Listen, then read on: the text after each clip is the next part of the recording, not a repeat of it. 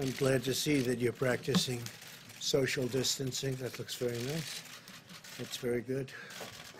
I want to thank everybody for being here today. This morning I spoke with the leaders of the G7 nations, and they really had a good meeting. I think it was a very, very productive meeting. I also spoke with our nation's governors. And this afternoon we're announcing new guidelines for every American to follow over the next 15 days as we combat the virus. Each and every one of us has a critical role to play in stopping the spread and transmission of the virus. We did this today. This was done by a lot of very talented people, some of whom are standing with me, and that's available. And Dr. Birx will be speaking about that in just a few minutes.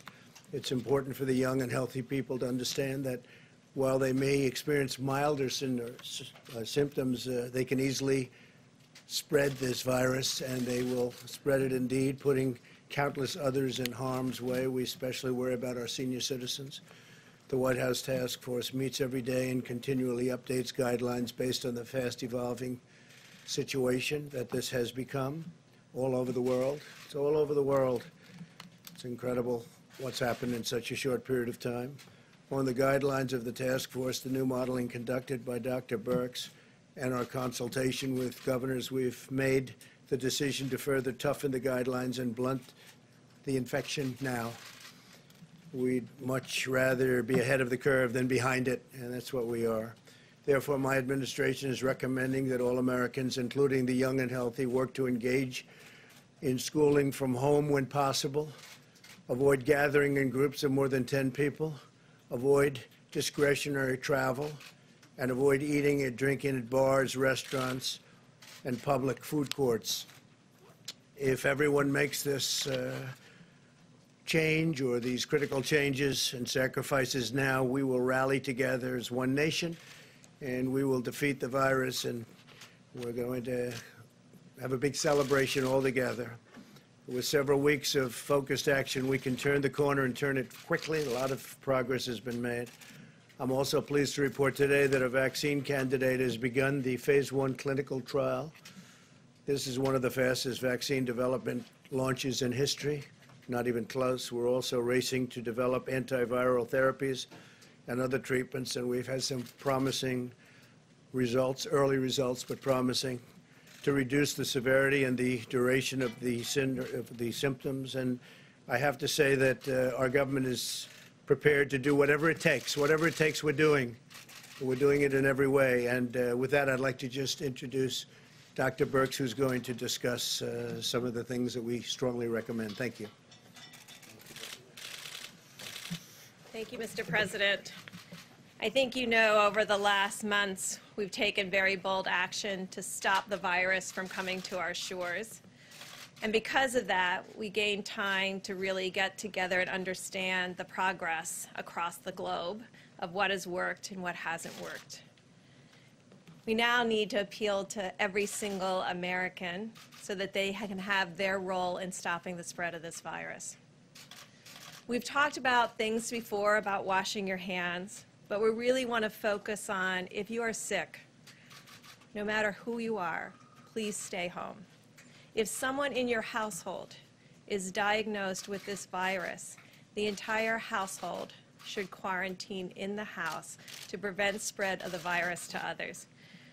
The reason we're taking these strong and bold steps is because we know there is virus spread before you develop symptoms, and then we know that there's a large group, we don't know the precise percent yet, that actually is asymptomatic or has such mild cases that they continue to spread the virus. If your children are sick, please keep them home. Now to our older population or those with pre-existing medical conditions, everyone in the household needs to focus on protecting them. Everyone in the household. I want to speak particularly to our largest generation now, our millennials. I have the mom of 2 wonderful millennial young women who are bright and hardworking, and I will tell you what I told to them. They are the core group that will stop this virus. They are the group that communicates successfully independent of picking up a phone. They intuitively know how to contact each other without being in large social gatherings. We're asking all of them to hold their gatherings to under 10 people, not just in bars and restaurants, but in homes. We really want people to be separated at this time, to be able to address this virus comprehensively that we cannot see, for which we don't have a vaccine or a therapeutic. The only thing we have right now is the amazing ingenuity and compassion of the American people. We're appealing to all Americans to take these steps, to protect each other, and to ensure that the virus doesn't spread. These guidelines are very specific, they're very detailed. They will only work if every American takes this together to heart and responds as one nation and one people to stop the spread of this virus. Thank you.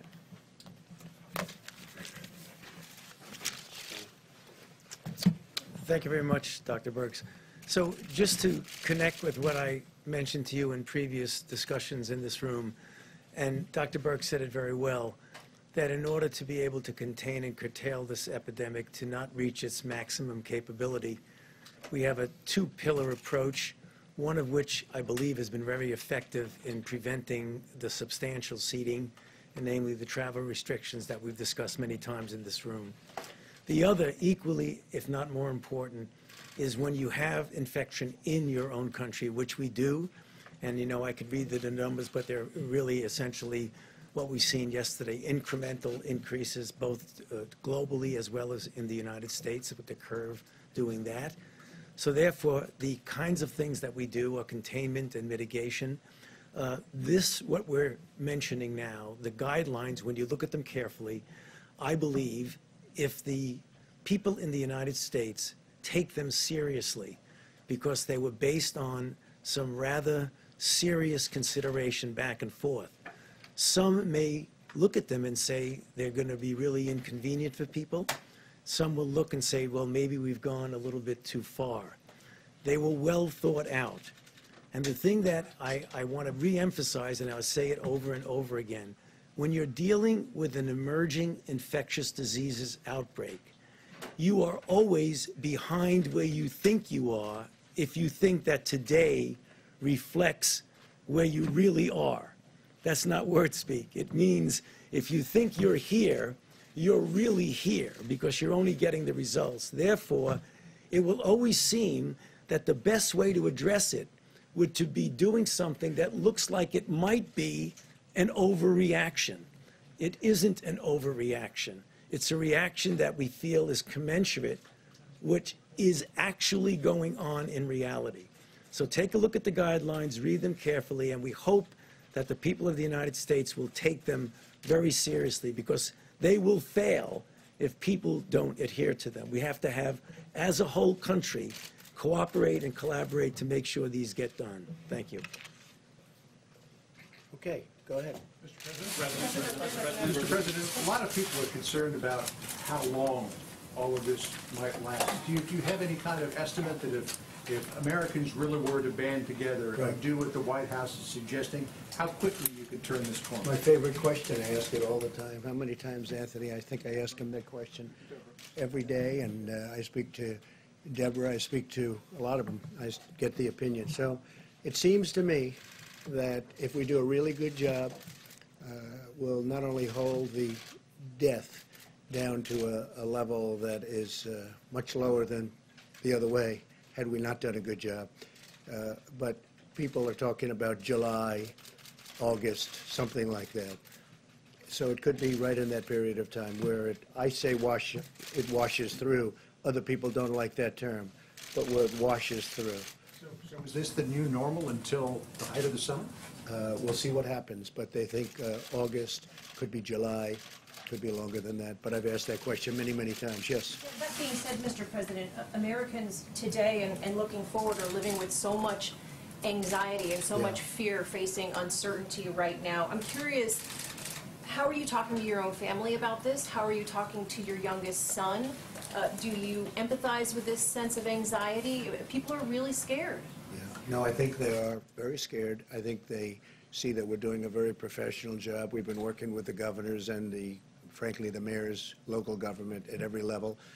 We have FEMA totally involved. FEMA has been, usually we see FEMA for the hurricanes and the tornadoes. Now we have FEMA involved in this. They've been doing a fantastic job locally, working with people that they know because they work, like as an example, in California, in the state of Washington. They work with them a lot on other things, and they're very familiar, so they're working on it. What you can do, and all you can do, is professional, totally competent. We have the best people in the world. We have really the greatest experts in the world. And someday soon, hopefully it'll end and we'll be back to where it was. But this came up, it came up so suddenly. Look, you were surprised. We were all surprised. We heard about it. We heard about reports from China that something was happening, and all of a sudden, we did make a good decision. We closed our borders to China very quickly, very rapidly. Otherwise, we'd be in a very, as Tony has said numerous times, we'd be in a very bad position, much worse than we would be right now. You look at what's happening in other countries. Italy's having a very hard time. But I think that what we do, and I've spoken actually with my son. He says, "How bad is this?" It's bad. It's bad. But we're going to be hopefully a best case, not a worst case, and that's what we're working for. Yes. You can clear up some confusion on two key fronts. One is about your own test. The other is about containment efforts. Is the administration considering more aggressive containment options, like a quarantine, a national curfew, restricting Well, we have that domestic very air much. travel? Yeah, we have that very much, and we've been pretty aggressive. We were early with Europe, but we were very, very early with China and other places, and fortunately we were. And as far as containment here, we're coming out with strong suggestions. And, it's becoming a little bit automatic. You look at people, they're not doing certain things. For instance, they're obviously not, I wouldn't say the restaurant business is booming, and bars and grills and all. People are self-containing to a large extent. We look forward to the day when we can get back to normal. To be Go ahead, what's your specific, second question? are you considering instituting a nationwide lockdown, a nationwide quarantine? The NSC knocked that down, but there's still some questions about how it all came At this to be. point, not nationwide, but well, there are some places in our nation that are not very affected at all. But we may look at certain areas, certain hotspots, as they call them. We'll be looking at that, but at this moment, no, we're not. The second question is, you said you had your coronavirus test Friday night. The White House doctor's office put out a statement around midnight Friday saying that no test was indicated. So when exactly was your test administered? Well, I had my test. It was late Friday night, and the reason I did it was because I had no symptoms whatsoever. So the doctor said, "You have no symptoms, so we don't see any reason." But when I did the press conference on Friday, everybody was going crazy. "Did you do the test? Did you do the test?" So very late on Friday night, I did the test. And he may have put out, or the doctor may have put out something I don't know what time the letter went out. Maybe it was put out by somebody else. But the results came back, I believe, the following day, and we tested negative. But the question is, how could the White House doctor's office say a test wasn't indicated, implying that you hadn't had one when in fact you had? Well, I told them that, and I went totally by what they said, the doctors, more than one. They said you don't have any of the symptoms. They checked what you're supposed to check, and that I didn't have symptoms. But I did a test late on Friday night, and it came back probably 24 hours later or something. They sent it to the labs, came back later. Yeah, please. Mr. President, you had a teleconference with the nation's governors today. Yeah. And in that teleconference, you told them if they need things like respirators or masks to try to get it on their own. What did you mean by that, and what will the federal If they can government get do to them help? faster by getting them on their own, in other words, go through a supply chain that they may have, because the governors, during normal times, the governors buy a lot of things, not necessarily through federal government. If they're able to get ventilators, respirators, if they're able to get certain things without having to go through the longer process of federal government, we have stockpiles now, and we're ordering tremendous numbers of ventilators, respirators, masks, and they're ordered, and they're coming, and we have quite a few. At this point, I think, Mike, we have a lot. But if they can get them directly, it's always going to be faster if they can get them directly, if they need them. And I've given them authorization to order directly. Go ahead, please. Mr. President, one of the big weaknesses in our healthcare system is surge capacity for medical facilities. And I wanted Right. to ask, what precautions, what planning is being done to get China was able to build hospitals in a matter of days. Are you prepared to use the Corps of Engineers or FEMA to start building surge capacity that we may need in a couple weeks? Well, first of all, we hope we don't get there, and that's what we're doing, and that's why we're taking a very strict look at this. But we also are looking at areas, and not only looking, we're expanding certain areas. We're taking over buildings that aren't used. We're doing a lot in that regard. We hope we don't have to get there, but we are doing a lot in that regard. President, could you clarify something? These guidelines say stay home if you're sick. Yesterday, the Vice President said no one should worry about losing a paycheck if they stay home when they're sick. But the House bill exempts companies of 500 employees or more from the paid sick leave requirement, and that's 54% of the American workplace. Why is it a good idea to only require small businesses to provide paid sick Well, we're leave? looking at that, and we may be expanding that. We are looking at that. To We add want fairness. We want it for companies? everybody. No, we're looking at that through the Senate, because as you know, the Senate is now digesting that bill. To add So we big may very well companies? be adding something on that. Okay? Good question. Two questions here, Mr. President. One, going off of what he was asking, how many ventilators and how many ICU beds do we have right now, and will it be enough? I could get back to you with that number. We've ordered a lot. We have quite a few, but it may not be enough, and if it's not enough, we will have it by the time we need it. Hopefully, we won't need them. And you'll give us the exact number? Yeah, we'll be because able to so far give you- they have not given us an Well, exact we'll number. give you, we can give you a number. If it's important, we'll give you a number. Go ahead. Okay, and yesterday you said that this was under tremendous control. Do you want to revisit that statement if we are going to be experiencing this until July or August, 5 more months ahead of right where we are When I'm now? talking about control, I'm saying we are doing a very good job within the confines of what we're dealing with. We're doing a very good job. There's been a tremendous amount of the way they're working together. They're working hand in hand. I think they're doing really a great job, and from that standpoint, that's what I was referring to. Yes, It's not Steve, go under- ahead. you're not saying it's under control, right? I'm not referring to it, meaning the. Yeah, if you're talking about the virus, no, that's not under control for any place in the world. I think I read, You had said it I was, think so I I just wanted read, to no, I clarify. didn't. I was talking about what we're doing is under control, but I'm not talking about the virus. Yes, please. The stock market took another hit today. Is the U.S. economy heading into a recession? Well, it may be. We're not thinking in terms of recession, we're thinking in terms of the virus. Once we stop, I think there's a tremendous pent-up demand, both in terms of the stock market and in terms of the economy. And once this goes away, once it goes through and we're done with it, I think you're going to see a tremendous surge. Are you looking at any domestic travel restrictions? I know that's been on the table before, but is that firming up at all? We're not really. We hope we don't have to, Steve. We think that hopefully we won't have to do that, but it's certainly something that we talk about every day. We haven't made that decision. Mr. President, can I ask you, doctors and nurses in this country are telling us across the board that they're terrified of this virus, of the fact that they might get it, of the fact that they might take it home to their families. What can you say to assure healthcare providers in this country that the federal government is doing something today to ensure that they get personal protective equipment to protect themselves and their families? Well, I think the federal government is doing everything that we can possibly do. We made some very good early decisions by keeping people out, by keeping countries out, certain countries where the infection was very immense. I notice a lot of people are talking about South Korea because they've done a good job on one side, but on the other side, tremendous problems at the beginning. They had tremendous problems and great numbers of death. I think that we've done a fantastic job from just about every standpoint. With that being said, you look, no matter where you look, this is something, it's an invisible enemy. And, but we are speaking all the time, not only with the people, but also the professional people, the nurses, the doctors. They have been doing a fantastic job. We are also working very much on getting them the kind of equipment that they need. And for the most part, they either have it or they will be getting it. But remember this, we want the governors, we want the mayors, we want them locally, from a local standpoint, because it can go quicker. We want them to work. And we had a great talk with the governors today. I think it was a really great talk. There's a tremendous coordination. There's a tremendous spirit that we have together with the governors.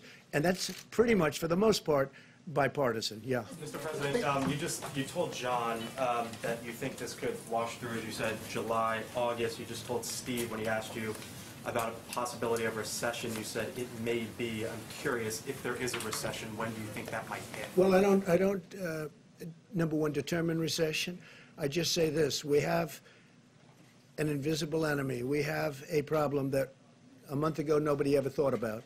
Nobody in the, I've read about it. I read about many years ago, 1917, 1918. I've seen all of the different problems similar to this that we've had. This is a bad one. This is a very bad one. This is bad in the sense that it's so contagious. It's just so contagious, sort of record-setting type contagion. And the good part is the young people they do very well, and healthy people do very well. Very, very bad for older people, especially older people with problems. My focus is really on getting rid of this problem, this virus problem. Once we do that, everything else is going to fall into place. Yes, please. Mr. President, a lot of rumors last night that you were going to put in a national curfew or some kind of, texting I've been stuff. reading, I've been watching. Right, exactly. Me too. Your people were saying this is a foreign disinformation campaign. Is that what's going on? Are people messing with us on the internet? Well, I don't know. I mean, that I can't tell you if they are or not. And, I think a lot of the media actually has been very fair. I think people are pulling together on this. I really think the media has been very fair. I think it could be that you have some foreign groups that are playing games, but it doesn't matter. We haven't really determined to do that at all, and hopefully we won't have to. That's a very big step. It's a step we can take, but we have not decided to do it. Jennifer, go. Mr. President, two things, one on airlines and one on Jeff Bezos. Can you talk a little bit specifically about what you'd like to do to help the airlines, first of all? And then second of all, we heard that Jeff Bezos has been in contact with the White House daily. Can you say what he's been asking for or proposing? Well, I've heard that's true. I don't know that for a fact, but I know that some of my people have, as I understand it, been dealing with them or with him, and that's nice. We've had tremendous support from a lot of people that can help, and I believe he was one of them. As far as the airlines are concerned, the airlines, we're going to back the airlines 100%. It's not their fault. It's nobody's fault, unless you go to the original source, but it's nobody's fault. And we're going to be in a position to help the airlines very much. We've told the airlines we're going to help them. They want $25 billion. Well, we're going to be helping, we're going to be backstopping the airlines. We're going to be helping them very much, John. It's very important. What will you do about the stock market, sir? $25 billion for the passenger carriers and $4 billion for cargo? We're going to be looking at it very strongly. We have to back the airlines. It's not their fault. In fact, they were having a record season. Everybody was. They were having record seasons, and then this came out, and it came out from nowhere. So not their fault, but we're going to be backing the airline, yeah. Stocks continue to fall today. Would the White House support negative rates? Best thing I can do for the stock market is we have to get through this crisis. That's what I can do. That's the best thing we can do. That's what I think about. Once this virus is gone, I think you're going to have a stock market like nobody's ever seen before. People be voting tomorrow, Mr. President? Mr. President, the other day you said you He'll don't take be back in a responsibility. second. He'll be back in a second. I think the question that I think maybe John asked about until July, the guidelines are a 15-day trial guideline to be reconsidering. It isn't that these guidelines are now going to be in effect until July. What the president was saying is that the trajectory of the outbreak may go till then. Make sure we don't think that these are solid in stone till July. Yeah. That would be the outside number. Yeah. Mr. President, you could criticize. Hold on 1 second, please, go ahead. To follow up, Senate Republicans, do you want Senate Republicans to change the package that passed the House last week, even though you I think they may weren't make it excited even about better. Look, they're working together very well with the House. They're working very much in unison, like the question before. They're working to only enhance it and make it better and make it fair for everybody, and that's what we're looking to do. So we may go back and forth with the House a little bit, but both will be in a very positive fashion. Please. Yeah, Mr. President, these new guidelines say avoid social gatherings in groups of more than 10 people. The CDC's recommendations yesterday were for people to avoid gatherings of more than 50 people. What's evolved in you and your team's thinking in just the past 24 hours? And also, what exactly do you need to see in a stimulus Well, let me bill? just have the professionals answer that. Would you like to do that? Great. Thank you, and thank you for that question. So we have been working on models day and night around the globe to really predict because some countries in our very early stage, like the United States, we've been working with groups in the United Kingdom.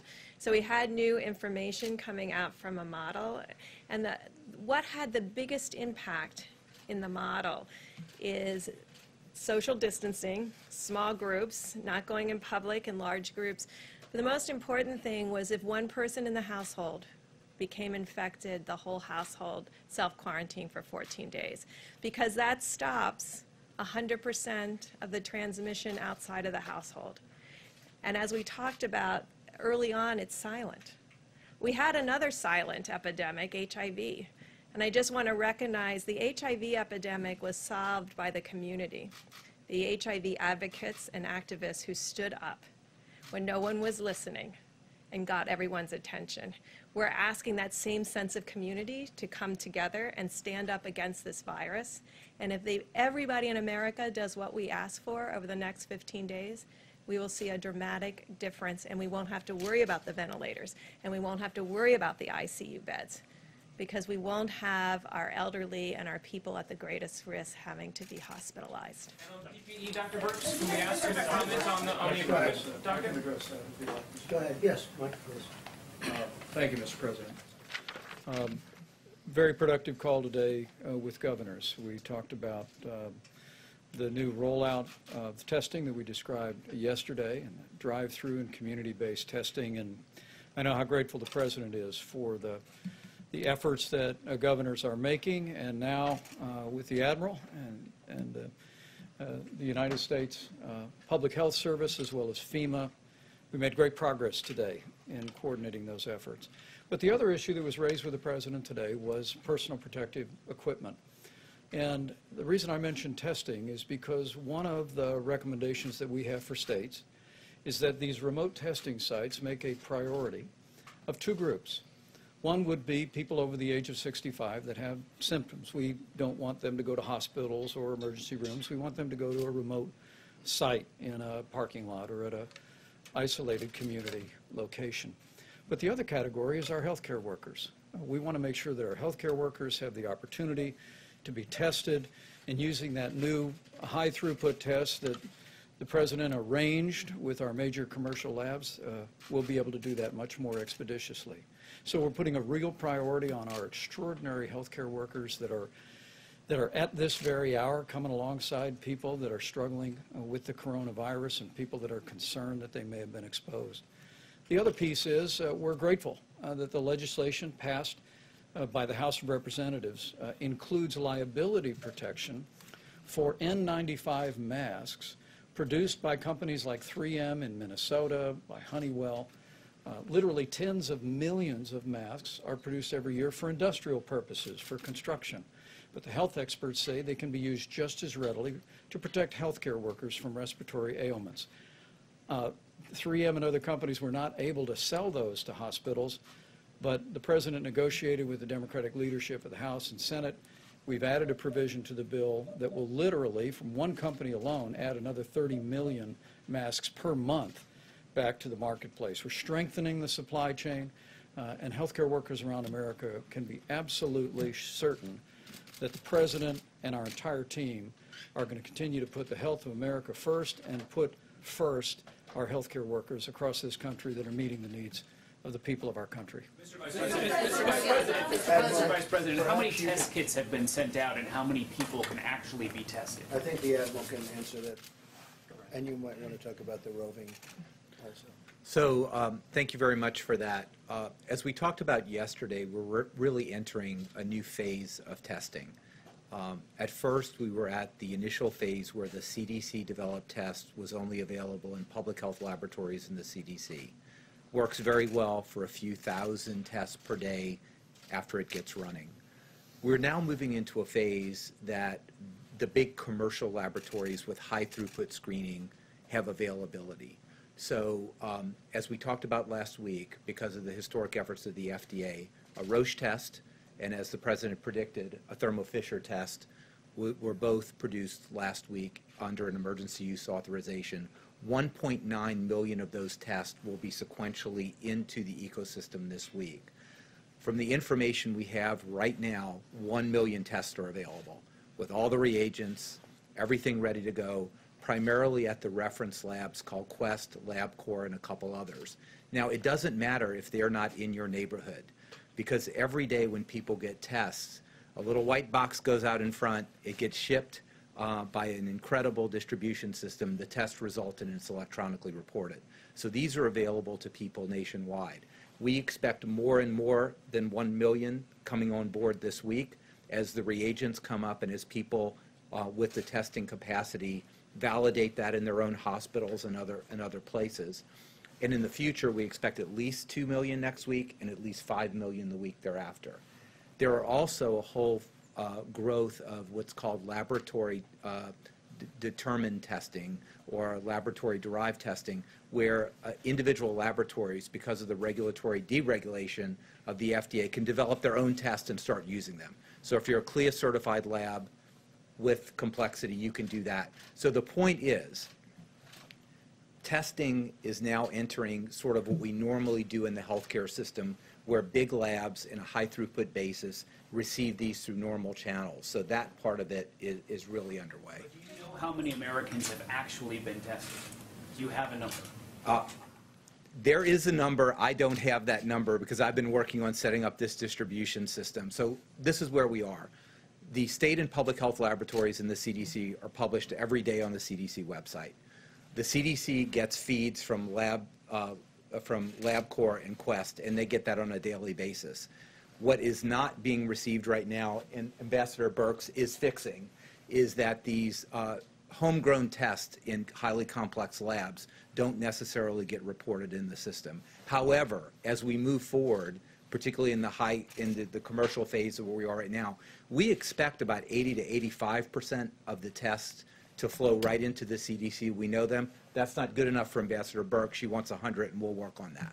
Sir, are you So I think just to put it a different way, a lot of testing has been going on, and I don't believe anybody's been able to do what we're doing and what we will be doing.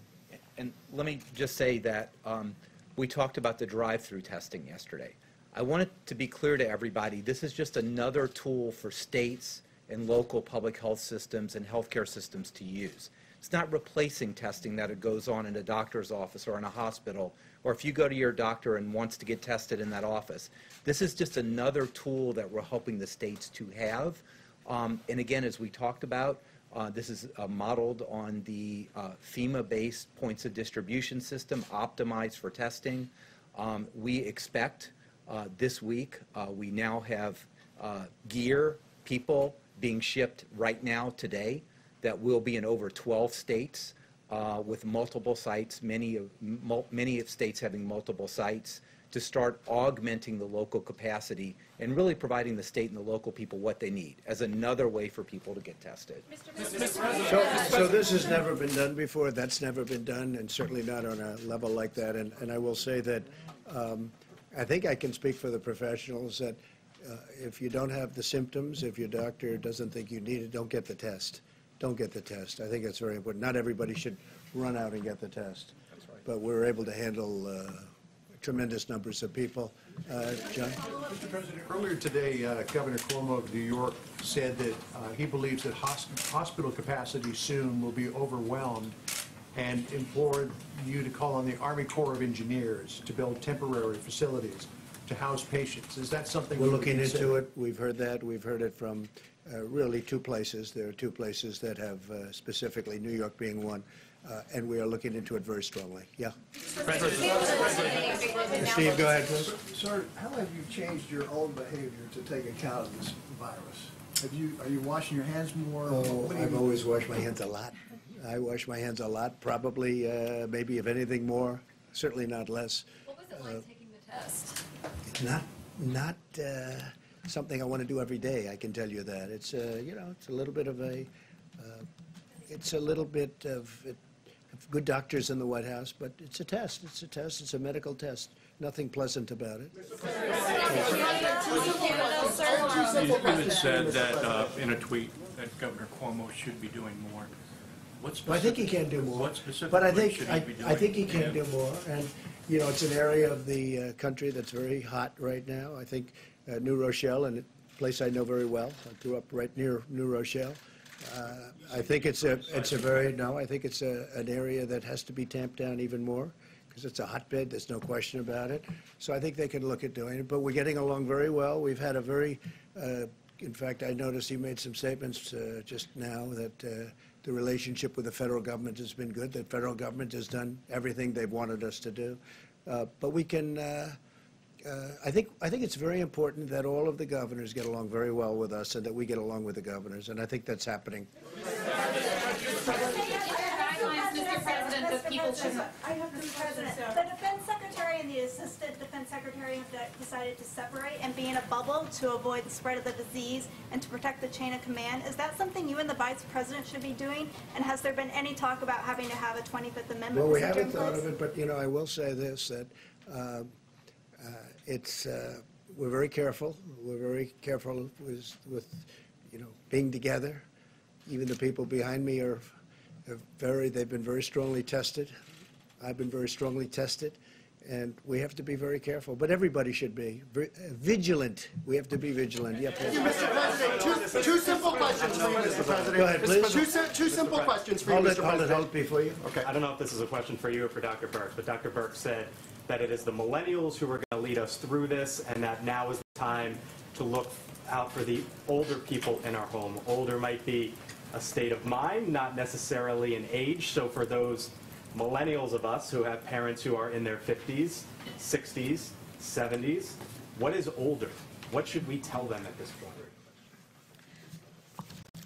Well, if I was Dr. Fauci, I would tell you there's a physiologic age and a numerical age. So older people with pre-existing conditions. And what do we mean by that? Significant heart disease, significant kidney disease, significant lung disease, any immunosuppression, any recent treatment for cancer, any of those pieces in any household. Now, why?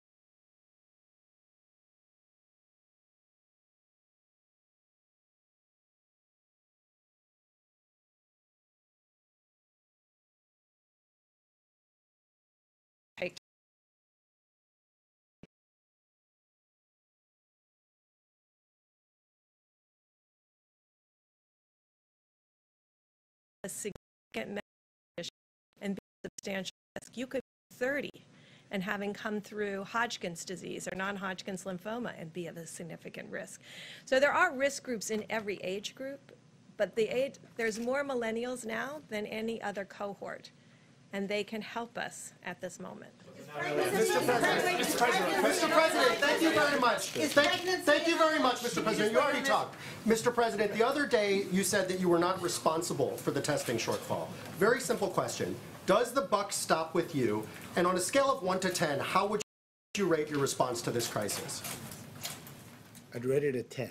I think we've done a great job.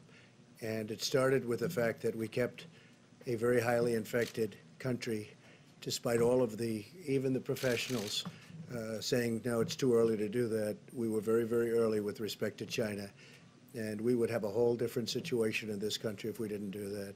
I would rate it I would rate ourselves and the professionals. I think the professionals have done a fantastic job. As far as the testing, you heard the Admiral. I think the testing that we've done, we really took over an obsolete system, or put it maybe in a different way, a system that wasn't meant to do anything like this. We took it over, and we're doing something that's never been done in this country. And I think that we are doing very well. We took the system, we worked with the system we had, and we broke down the system purposely. We broke it down in order to do what we're doing now. And within a short period of time, and even now, we're testing tremendous numbers of people. And ultimately, you're saying it will be what? It will be up to how many people will we be able to test? We certainly expect with the high throughput testing that that's no longer a barrier. The barrier is actually doing the test on a person. And I'm sure, as the President would inform you, In order to do the test, a healthcare provider needs to dress in full personal protective equipment, and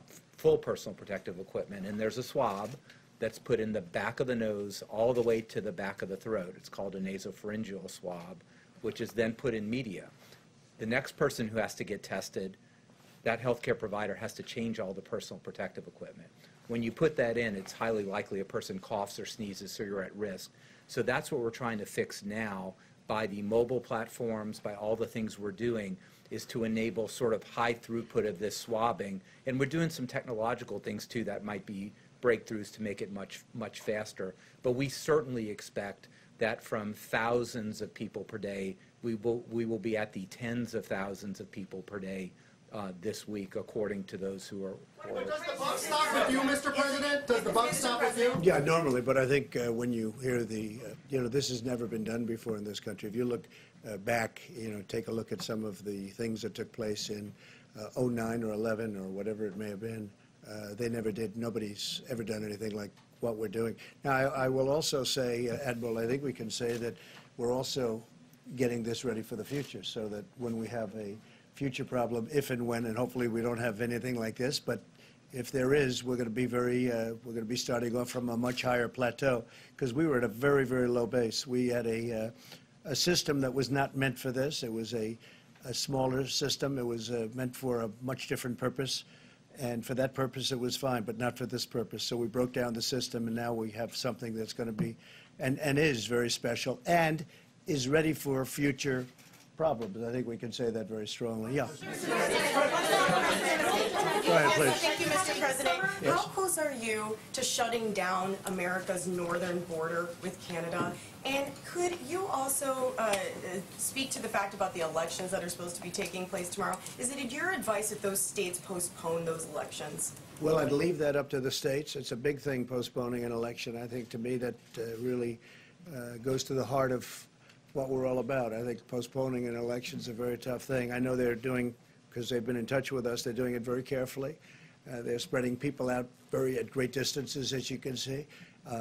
And I think they'll do it very safely. I hope they do it very safely. But I think postponing elections is it's not a very good thing. They have lots of room in a lot of the electoral places, and I think that they will do it very well. But I think postponing is unnecessary. On the northern border, sir, how close are you to shutting? We think about it. We think about it. If we don't have to do it, that'll be good. We have very strong emergency powers when it comes to something like this, both on the southern and the northern borders, and we are talking about different things, but we'll see. Right now, we have not decided to do that. Steve? Can we get Dr. Fauci to talk about the vaccine trial today, and whether the timetable for a vaccine is it possible to accelerate, or is it still 12 to 18 months? So, thank you for that question. The vaccine candidate that was given the first injections for the first person took place today. You might recall when we first started, I said it would be 2 to 3 months, and if we did that, that would be the fastest we've ever gone from obtaining the sequence to being able to do a phase 1 trial.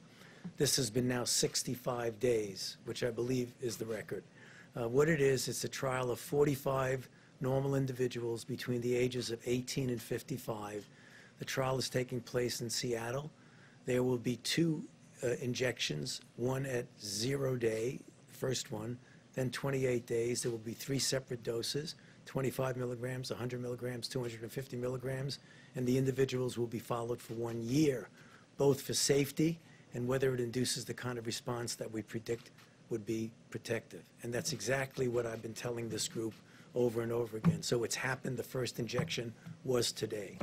Sir, the market just closed down 3,000, almost 13%. Your response to the market close, sir? Is pregnancy an underlying Thank you. condition? Dr. Fauci, is there guidance for someone who may have felt sick but then feels better, so you had symptoms but you no longer do, your fever's gone away? How long would you stay home after that point? That's not clear from the guidelines. Well, if you are positive for the infection, if you have coronavirus, it is less how you feel than whether or not you're still shedding virus. So the general issue about letting people out of a facility, who, for example, a hospital or whatever, who have been infected, you need 2 negative cultures, the same way that was just described, 24 hours apart. You didn't know you had a virus.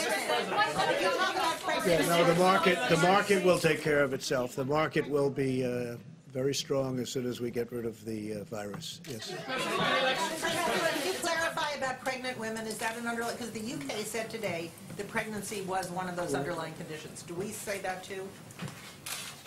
There's very little data in pregnant women. I think about a week ago, I said the reports that came in from China, from the Chinese CDC, of the 9 women who were documented to be pregnant and have coronavirus in their last trimester, delivered healthy children, and they themselves were healthy and recovered.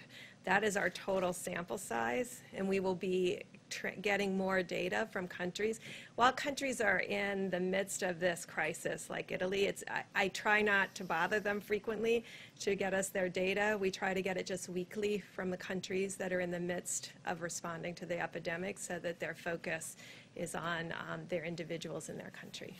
Mr. President, any comment on what people like Devin Nunes, the governor of Oklahoma, have been saying, encouraging people to go out to restaurants, which goes directly against what this advice in your guidelines says? No, I haven't heard that. I haven't heard that from Devin or anybody else.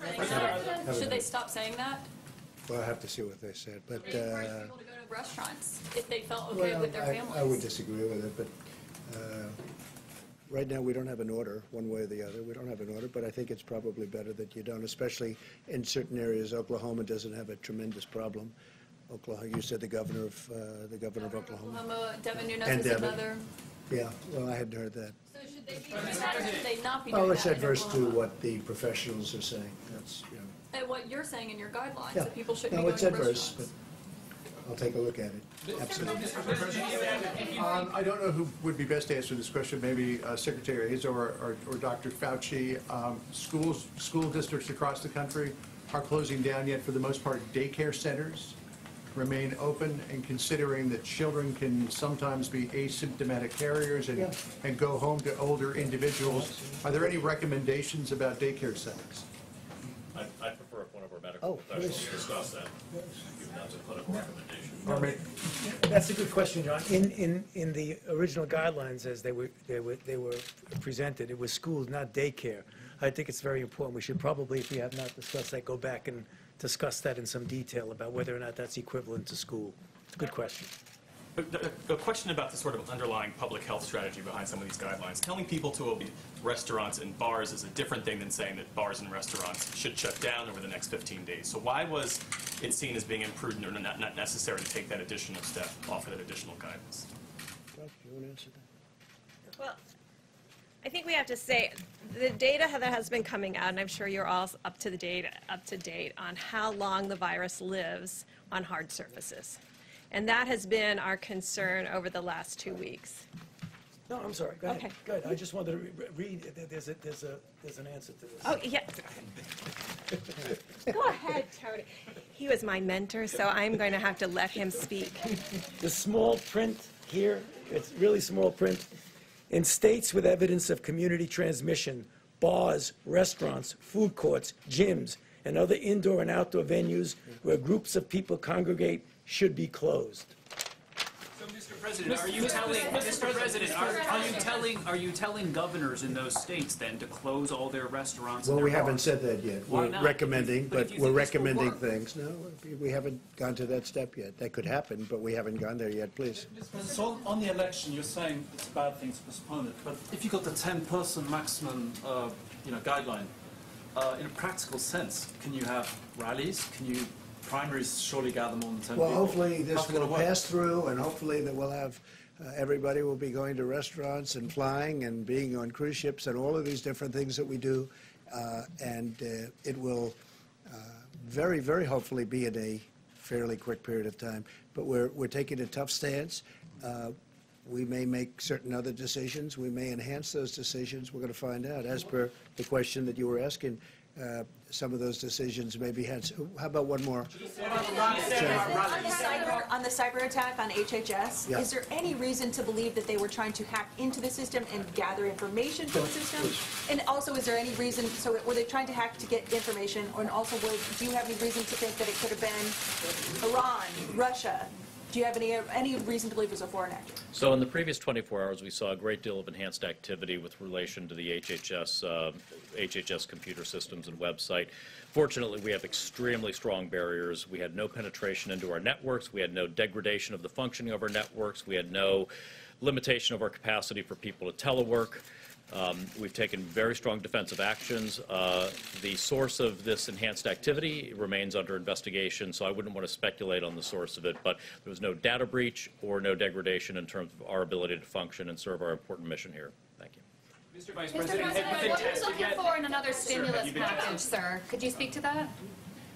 One thing Mike just said, it's very important to get out that this is for the next, what we're talking about, much of what we're talking about is for the next 15 days. Mike, go ahead. Mr. Vice President, have you been tested?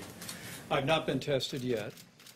I'm in regular consultation with the White House physician, and he said I've not been exposed to anyone for any period of time that had the coronavirus, and that my wife and I have no symptoms. But we're checking our temperature regularly every day, and we'll continue to follow guidance, which I think may be a good place to land at the end of the day. And that is, as we expand testing rapidly around the country through the new public-private partnership that the President facilitated, we want the test to be available for people who have symptoms, people who have symptoms and are in vulnerable populations, and our healthcare workers, to make sure that they can have the peace of mind that they're doing their jobs and they're properly protected. And so our best counsel, the counsel of the experts, is if you have a question, call your doctor, call your healthcare provider, ask whether or not you should be tested, and that's what my family's doing as well. Let me just emphasize one more point, if I can. The President asked the task force to continuously review the data and the information that we have, not only in this country, but from around the world, to give the best guidance to state leadership and local healthcare leadership and all of the American people about how to keep themselves, their family, and their community safe. This guidance for the next 15 days is what our experts say is the best opportunity we have to lower the infection rate over the entire course of the coronavirus.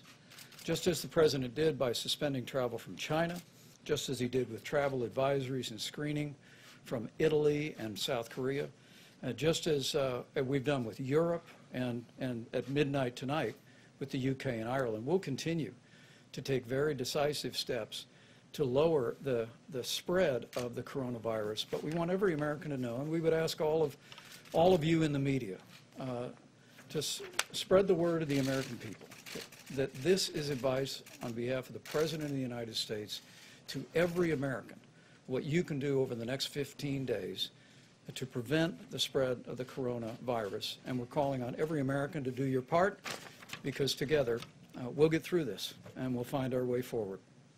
Mr. President, Just one more, Steve, go ahead. Mr. President, what do you think of this? G7 Yeah, video we had a conference G7. today.